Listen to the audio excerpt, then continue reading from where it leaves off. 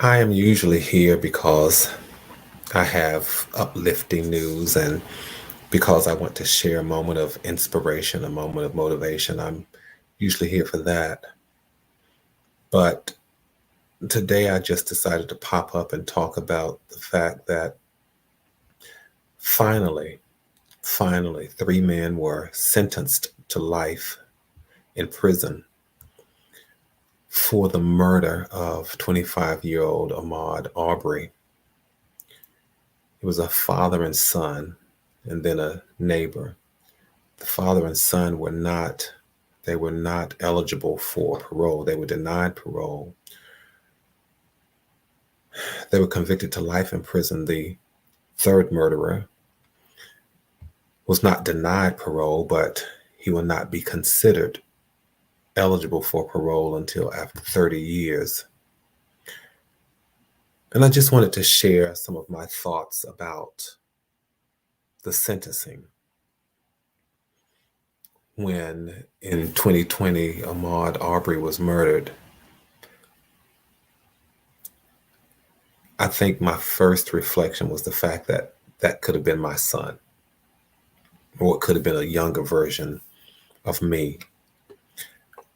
And although there were three people sentenced today, three lives in prison still won't bring back one life that was taken on the street.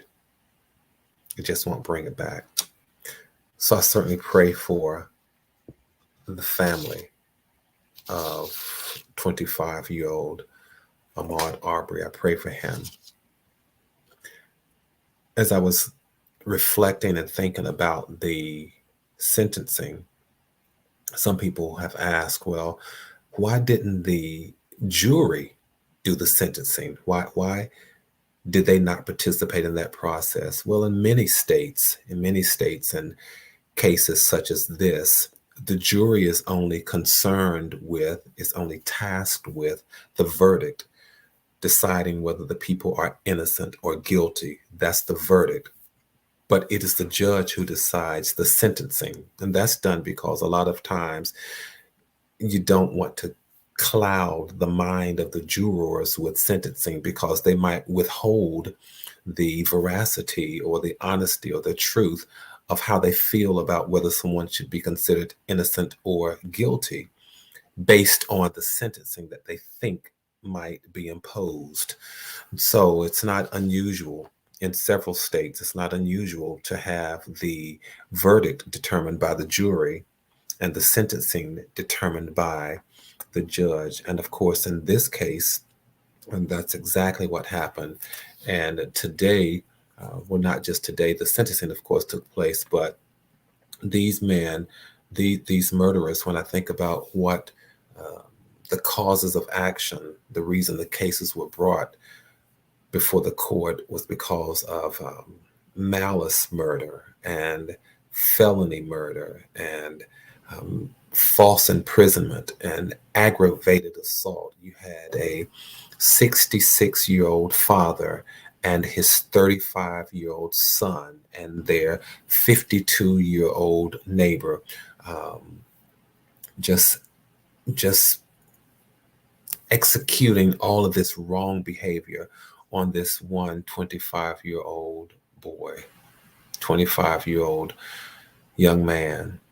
And what I found remarkable, and not in a good way, but worthy of comments, worthy of remarks, was the fact that the defense attorney for one of the murderers had unmitigated gall, I think it was Laura Hogue. You can do the reading and do the research, but I think it was Laura Hogue who said that that what these men did, and maybe she was referring to the one who did the recording, but she said what these men did was not they didn't act like vigilantes, but they they did what a good neighborhood watch program would do.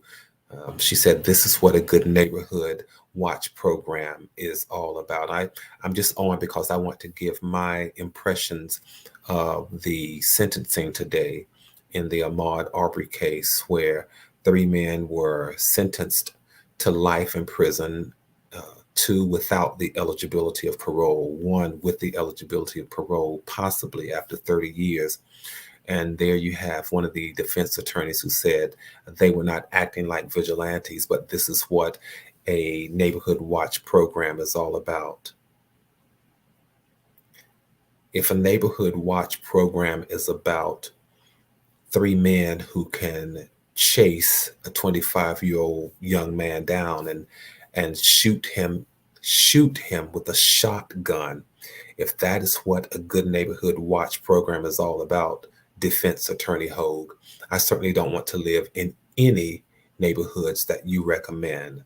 I don't want to live in any neighborhoods where you live. I don't want to live in any neighborhoods where anyone who thinks like you might live. I just wouldn't want to do that. That is not what any neighborhood watch program is about. It's not about chasing an innocent man down and pulling the trigger and shooting him on the streets like a common criminal, like a common animal with a shotgun. That is not, that is not, defense attorney, what a neighborhood watch program is all about. And of course, there was so much dialogue about the characters and the behavior of these murderers. One defense attorneys, the father and the son and the neighbor, they all had defense attorneys. One talked about the fact that the gentleman who was recording, and this is just my impressions, but one defense attorney talked about the fact that the gentleman who was doing the recording was not a vigilante and that he did not bring a weapon. And so his sentencing should not be as harsh as the others. And while the defense attorney can argue all day long until the cows come home that that particular defendant did not bring a weapon, there are some other things that he did not bring. When he got in the truck with that father-son team, there were some other things that he did not bring. He didn't bring common sense. He didn't bring respect for humanity. He did not bring an appreciation for life. He did not bring kindness. He didn't bring a conviction about doing the right thing as it pertains to other lives. There are some other things that he did not bring. He did not bring care and concern. He did not bring compassion. Yeah, there are some weapons that he brought when he got in that truck. He brought callous thinking. He brought a disregard for human life. He brought hatred. Not only did he bring hatred, but he brought the pattern of learned disrespect. Why would I say that? He was with his father. How are you going to ride along? How are you going to ride along with your father? You're carrying a shotgun and you pull the trigger and you're okay, you're comfortable doing that with your father. What he brought, I'm talking about the son now. What the son brought was a pattern of learned disrespect. What the neighbor brought, the neighbor who got in the truck and just brought the video camera, what he brought was, again, a pattern of learned disrespect. It is unfortunate. It is so unfortunate. And now they are already talking about the fact that there may be some kind of appeal.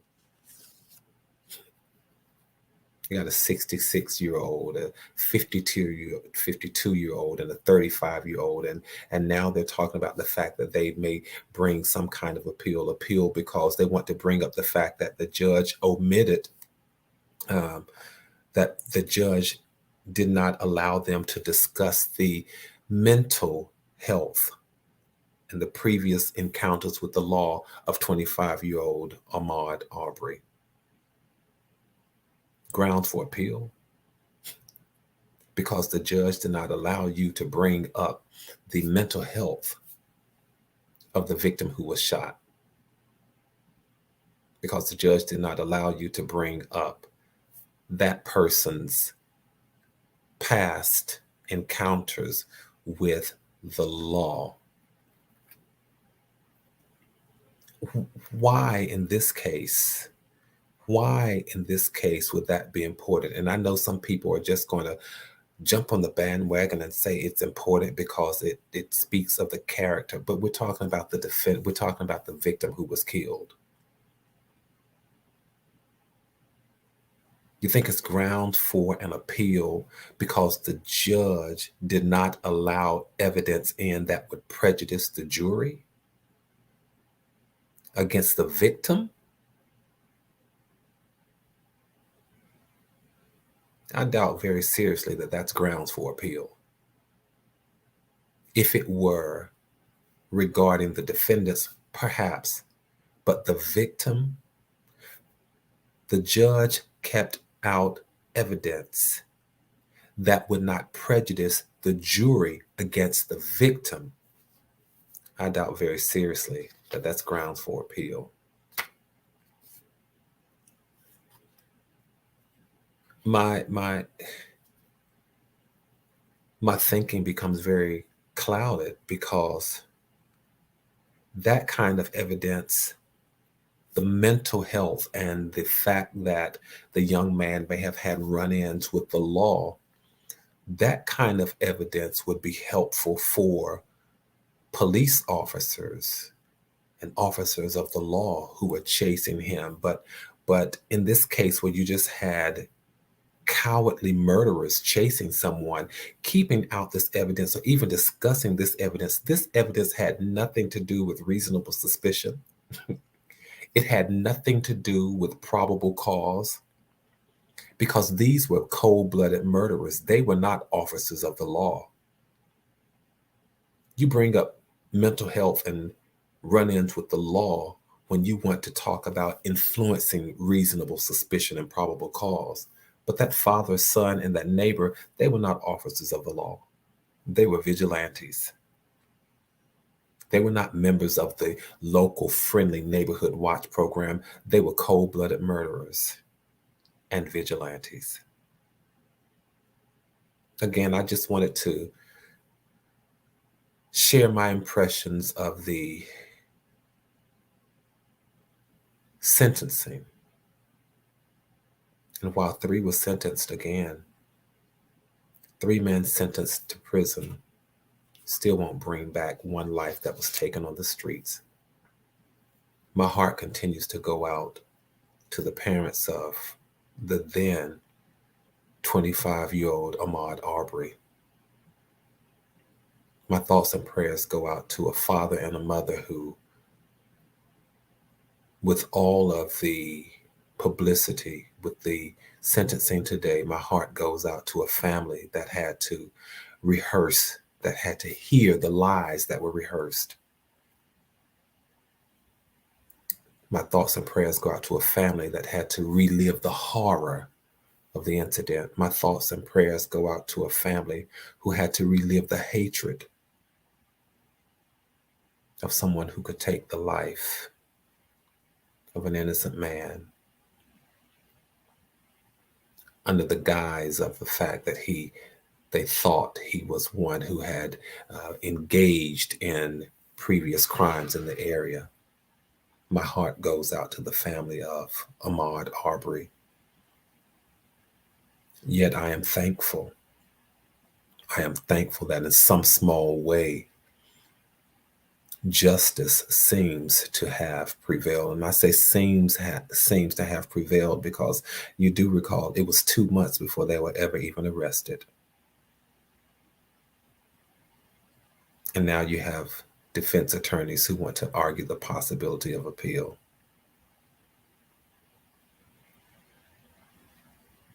Let's pray for this world. Let's pray for our nations. Let's pray for the legal system. Let's pray for our fellow human beings. And please, let's continue to pray for the family of Ahmaud Arbery. Thank you all so much for just jumping up here with me and just listening to my impressions of the sentencing today. All right. This is Cutler on Let's Talk to Cutler. Please feel free to join me on Tuesdays and Thursdays when I have much more uplifting news and much more uplifting and motivational conversations and dialogues. But I wanted to do my part in the in the scheme of expressing condolences, continued condolences to this family because they're reliving the death. Every time they go through a situation, every time they go through news media, every time they go through a major step as they went through today, they're reliving the death. So my continued condolences go out to them. Please continue to watch and join the Let's Talk to Cutler family and the Let's Talk to Cutler broadcast whenever you can. Take care.